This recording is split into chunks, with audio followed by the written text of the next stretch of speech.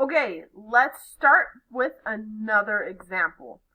Now, here's what I would like you to start with.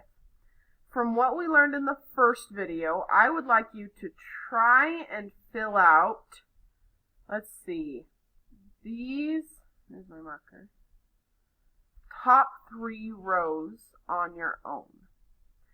So, try to fill out those 6 things. Here's our function we're trying to graph. Here's the first derivative. Here's the second derivative. Try to find those 6 things, pause your video, and come back and then check how you did. Welcome back. Let's see how you did.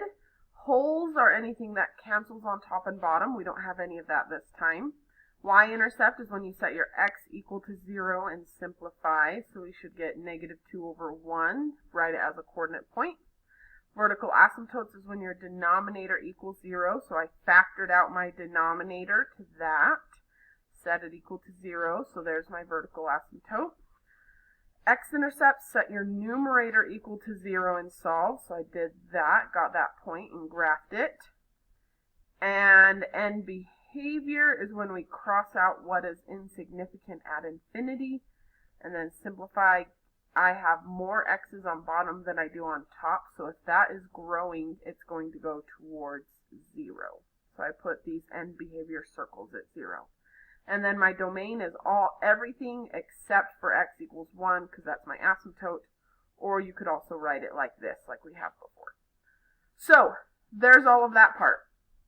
What I would like you to try next is finding your critical numbers.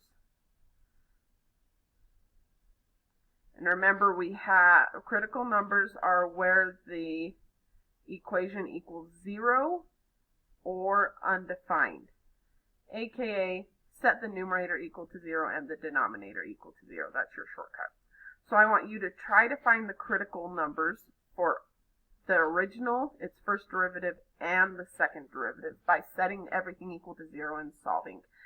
Come back and see if your critical numbers are correct.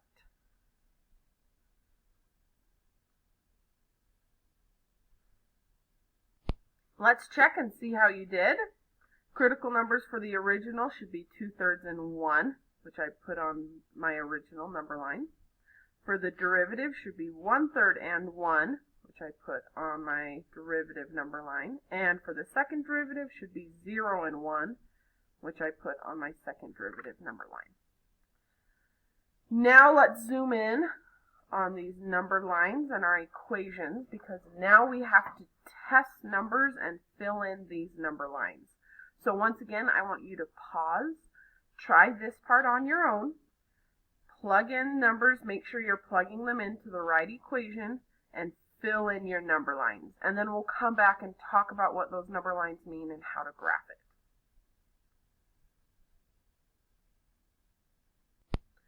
Okay, this is what you should have gotten when you plug things in. If you missed anything, pause the video, retry plugging numbers in, double check stuff, see how you did.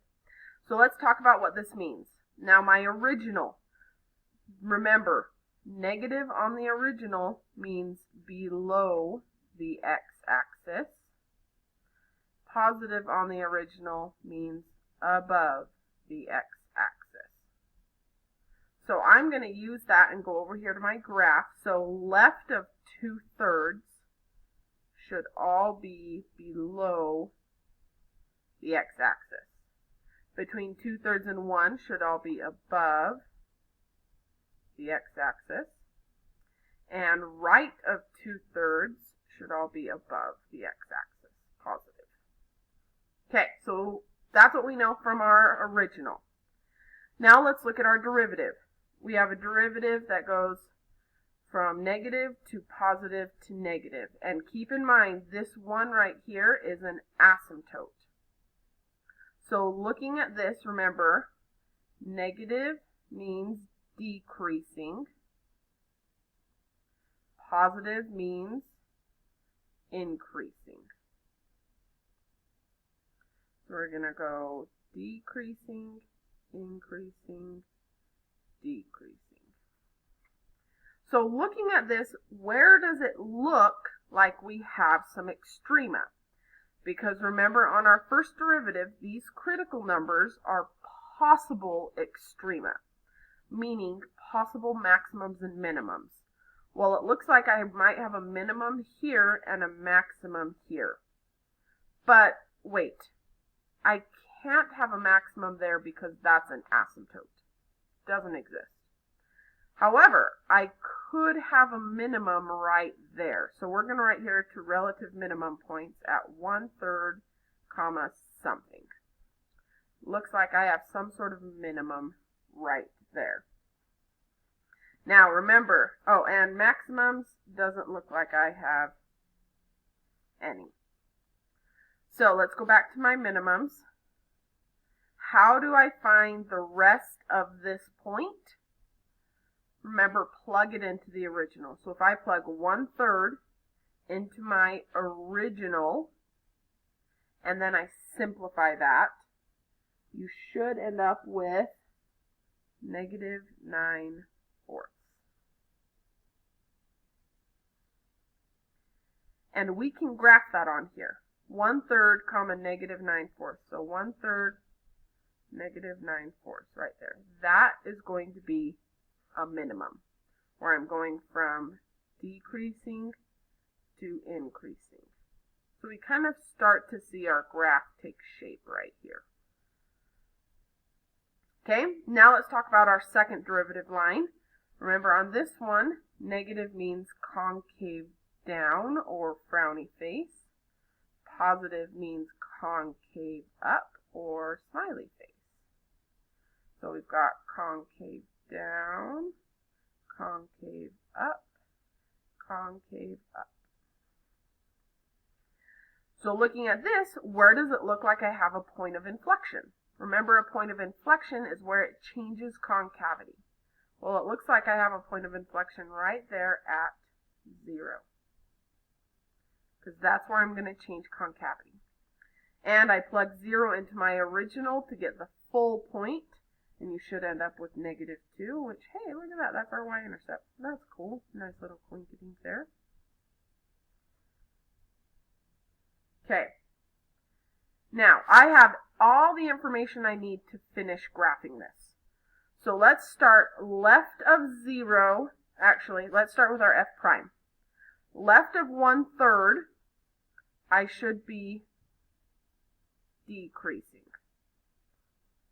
From 1/3 to 1, I should be increasing. And then from 1 on, I should be decreasing. So I've got my decreasing. I kind of followed my points and my boxes here to do that. Now, left of 0, I should be concave down. So if I need to be decreasing and concave down, that means I should be something like that. That's concave down and decreasing. Now from 0 to 1, I should be concave up. But this is still decreasing. We're going to change this to kind of a smiley face concave up, but it's still going down. And then I want concave up, but going up. So it should go through something like that. Okay? And from 1 on, I'm concave up again and decreasing. So it's probably going to be something like that.